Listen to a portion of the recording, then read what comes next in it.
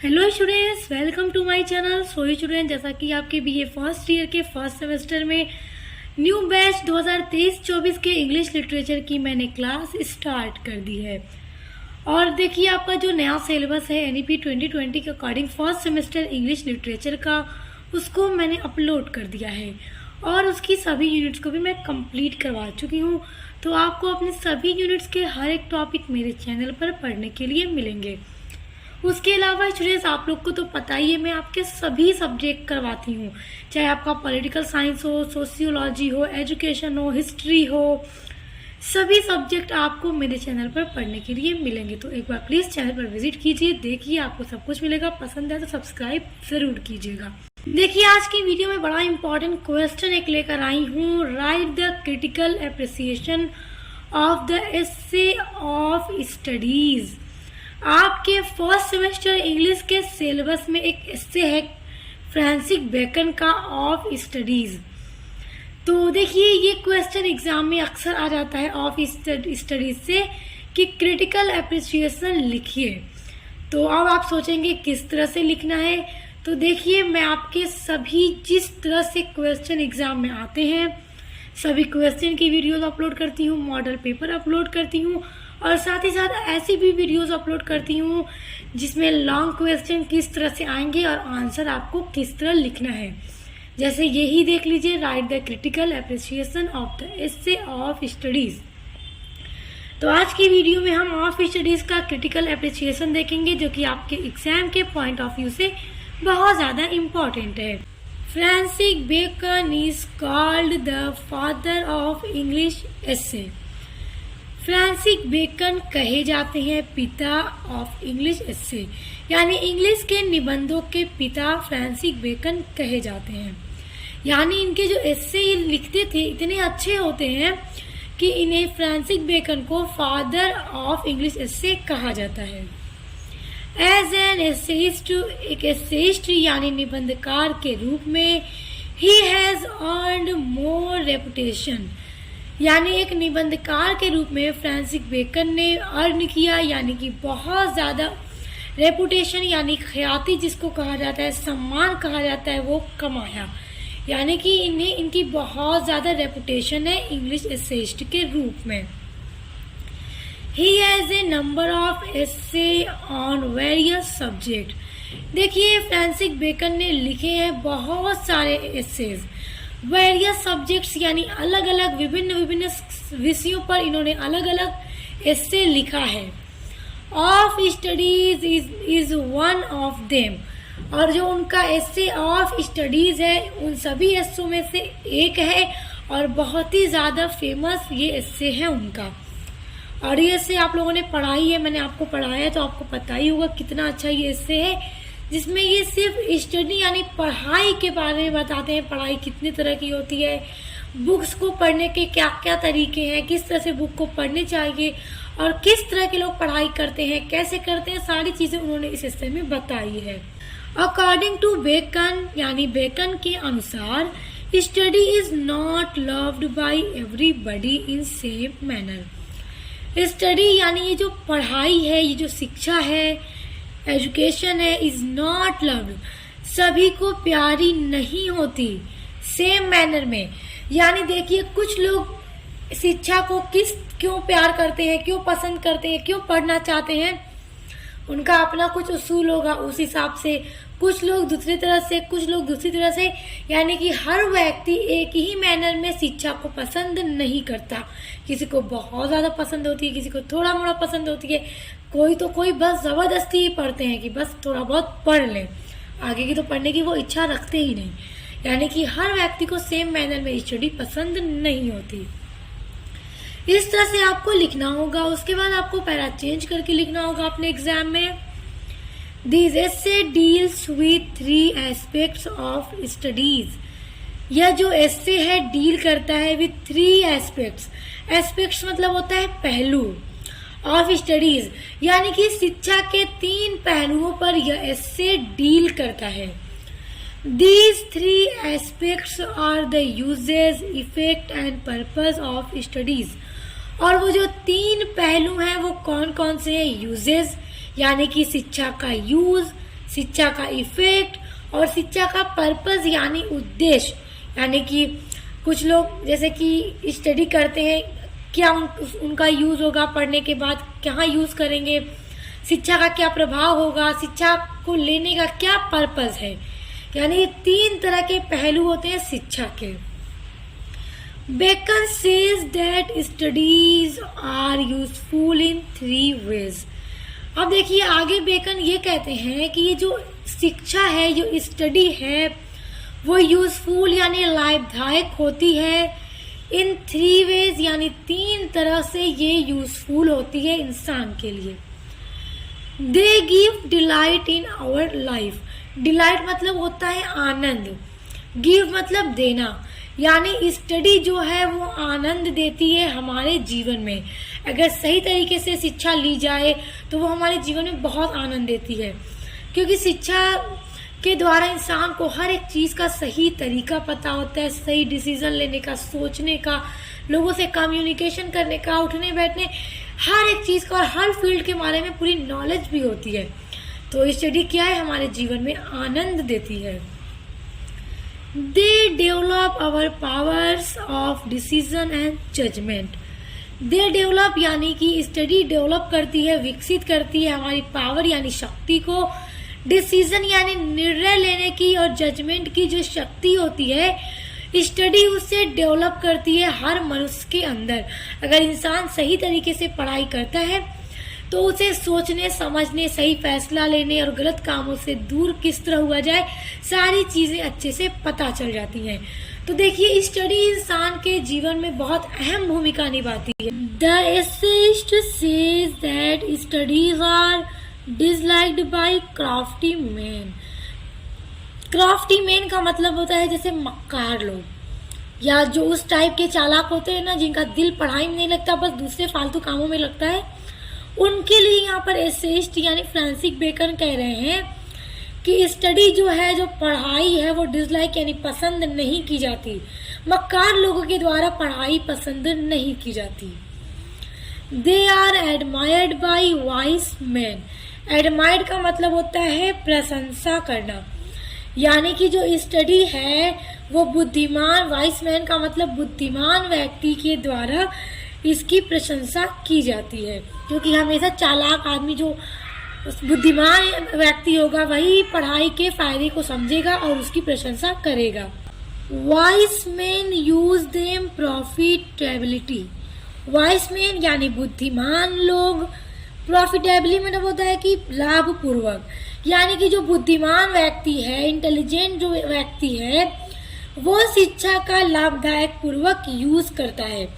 यानी कि वो पढ़ भी लेता है, मतलब कि इतना बुद्धिमान होता है, वो पढ़ भी लेता है और आगे जाकर शिक्षा का वो लाभ पूर्वक यूज भी करता है, जिससे उसे सिर्फ और सिर्फ प्रॉफिट ही होता है। क्योंकि अगर देखिए चालाक आदमी मेहनत करके पढ़ लिख कर डॉक्टर बन जाए, इंजीनियर बन जाए, डीएमएसपी बन जाए, तो आगे क्या है, उसका सम्मान होगा, वो ऊंची पोस्ट पर होगा। और जो लोग बचपन से ही स्टडी को पसंद नहीं करते रहे होंगे, नहीं करेंगे, वो जाहिर सी बात है कभी उनका दिल नहीं लगेगा और वो आगे किसी पोस्ट पर भी नहीं जाएंगे। वही यहाँ पर एसेइस्ट के कहने का मतलब है। Books must not make us contagious. देखिए, और डोगमेटिक, किताबें जो हैं हमें संक्रामक या धर्मी नहीं बनाती। But they should not critical, लेकिन उन्हें आलोचनात्मक नहीं होना चाहिए। बेकन इज सेज यानी बेकन कहते हैं कि, आगे देखिए, in of studies books are our friends. यानी कि बेकन कहते हैं कि जो किताबें हैं पढ़ने के लिए वो हमारी दोस्त हैं। अकॉर्डिंग टू राइटर के अनुसार मेनी बुक्स में बी रीड बाय समरीज। यानी कि राइटर का इसमें ये कहना है, राइटर के अनुसार, कि जो कुछ किताबें ऐसी हैं जिनको सिर्फ पढ़ना चाहिए उनकी समरी को। यानी कि लेखक का ये कहना है कि कुछ किताबें ऐसी होती हैं जिनको अगर हम सिर्फ ऊपर से समरी पढ़ लें तो भी हमारा काम चल जाता है। एंड फ्यू बुक्स, और कुछ किताबें ऐसी हैं, are to read deeply and thoroughly. यानी कि कुछ किताब ऐसी हैं जिनको एकदम डीपली, गहराई के साथ एक एक चीज़ को पढ़ना होता है, तब जाकर हमें सारी चीज़ें समझ आती हैं। और कुछ किताबें ऐसी हैं जिनकी हम सिर्फ समरी पढ़ लें ऊपर ऊपर से तो भी हमें सारी चीज़ें समझ में आ जाती हैं। यानी कि इसमें राइटर का ये कहना है कि हर तरह की बुक्स होती हैं, अलग अलग पढ़ने का तरीका है, अलग अलग उनको पढ़ना है। इस हिस्से में राइटर सिर्फ पढ़ाई और किताबों के बारे में बताते हैं, किताबें कैसे पढ़नी है, कौन कौन सी किताबें किस तरह से पढ़नी है, और कौन से लोग स्टडी को पसंद करते हैं, कौन से लोग नहीं करते, सब यही सारी चीज़ें उन्होंने इसमें बताई हैं। बहुत अच्छा ये एस्से है उनका। अब आगे देखिए, the essayist says that we should read in order to gather information. आगे एसेइस्ट यानी फ्रांसिस बेकन का ये कहना है, वी शुड रीड, हमें पढ़ना चाहिए, in order to gather information. Gather का मतलब इकट्ठा करने के लिए, इंफॉर्मेशन का मतलब जानकारी को। यानी कि हमें पढ़ना इसलिए चाहिए ताकि हम जानकारी को इकट्ठा कर सकें। हर तरह की, हर फील्ड की, अलग अलग सब्जेक्ट की हमें पढ़ाई करनी चाहिए ताकि हमें हर एक चीज़ के बारे में अच्छी जानकारी हो। Some people read in order to be quick-witted. Witted मतलब चालाक बनने के लिए। यानी some people, कुछ लोग पढ़ते हैं सिर्फ अपनी बुद्धि को तेज करने के लिए।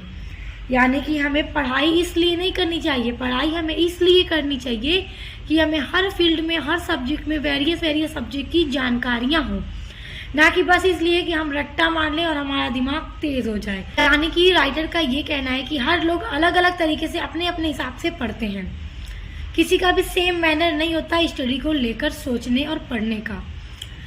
आगे वो कहते हैं, some people read for earning money for livelihood. कुछ लोग पढ़ाई सिर्फ कमाई करने के लिए करते हैं, मनी। यानी कि कुछ लोग इसलिए पढ़ते हैं ताकि वो पढ़ लिख कर आगे कोई जॉब करेंगे या टीचिंग करेंगे, तो उन्हें वो मनी अर्न करेंगे, जिससे लिवलीहुड यानी अपनी जो आजीविका है, रोज की जो जिंदगी है, उसको चलाने के लिए पैसे कमाएंगे।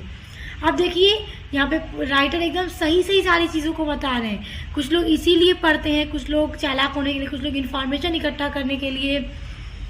The reading of books on various subjects will help to cure and defects of our mind.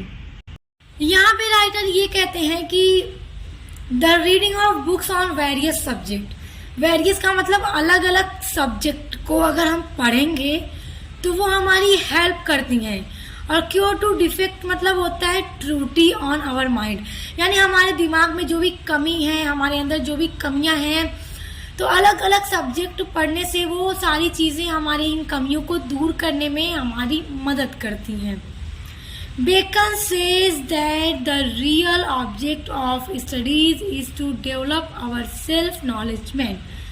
अब देखिए आगे राइटर का ये कहना है, एसेइस्ट का ये कहना है कि the real object of studies, पढ़ाई का जो मेन रियल ऑब्जेक्ट यानी जो उद्देश्य होता है वो ये है कि is to develop our self knowledgement. Self का मतलब हमारा खुद की जो नॉलेज है, जो हमारा ज्ञान है, उसको डेवलप यानी उसको विकसित करना ही शिक्षा का सबसे रियल ऑब्जेक्ट यानी उद्देश्य है। कि अगर हम पढ़ाई करेंगे तो हमारी जो जानकारी है, जो हमारी नॉलेज है, वो विकसित होगी, वो और भी ज्यादा बढ़ती जाएगी। The effect of studies on our mind is to banish error and mistakes.